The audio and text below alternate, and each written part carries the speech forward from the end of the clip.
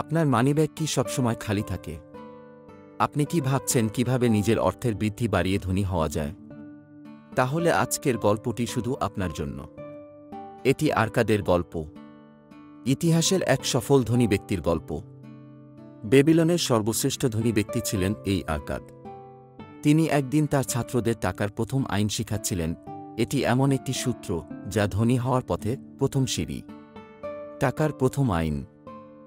আর্কাদ তার ছাত্রদের বললেন, তোমরা যারা নিজেদের ভাগ্য গড়তে চাও তাদের জন্য আমার প্রথম উপদেশ, নিজের আয় থেকে প্রথমেই কিছু অংশ নিজেকে দাও। আয়ের 10 ভাগের 9 ভাগ খরচ করো আর 1 ভাগ ব্যাগে জমা করো। এই 1 ভাগই হল তোমার নিজের অংশ, তোমার নিজের বেতন। অর্থ উপার্জন যেমন গুরুত্বপূর্ণ, তেমনি তা ধরে রাখাও গুরুত্বপূর্ণ। একজন ছাত্র জিজ্ঞেস করলেন, কিন্তু যদি আমার আয় কম হয়, আমি কিভাবে সঞ্চয় করব? আর্কাদ বললেন, তোমার ব্যয় কমাও এবং উপার্জন থেকে মাত্র 10 ভাগের 1 ভাগ রাখো। দিনে দিন তোমার মানিব্যাগ ধীরে ধীরে ভারী হয়ে উঠবে। টাকা তার কাছেই সহজেই আসে যে তার আয়ের সব টাকা খরচ না করে কিছু নিজের জন্য রাখে, আর যে তার আয়ের পুরোটা খরচ করে টাকা তার কাছ থেকে দূরে সরে যায়। এটি ঠিক যেন একটি ঝুড়িতে ডিম রাখার মতো।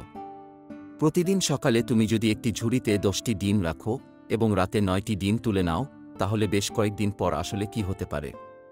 ছাত্ররা সবাই একসাথে বলে উঠল, এটা ডিমে ভরে উঠবে। ঠিক তেমনি প্রতিদিন আয়ের একটি অংশ জমিয়ে রাখলে তোমার মানিব্যাগও সঞ্চয় ভরে উঠবে। তাই স্বর্ণের প্রথম আইন হল, তুমি যাই উপার্জন করো তার একটি নির্দিষ্ট অংশ সঞ্চয় করো। এটি সময়ের সাথে বড় হয়ে ধনসম্পদের ভিত্তি তৈরি করবে। তাহলে আর অপেক্ষা কেন? আজ থেকেই এই আইন অনুসরণ করো।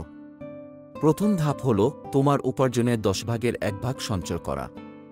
টাকার প্রথম আইন, আয় থেকে নিজেকে প্রথমে দাও। নিজের ভবিষ্যৎ সুরক্ষিত করো।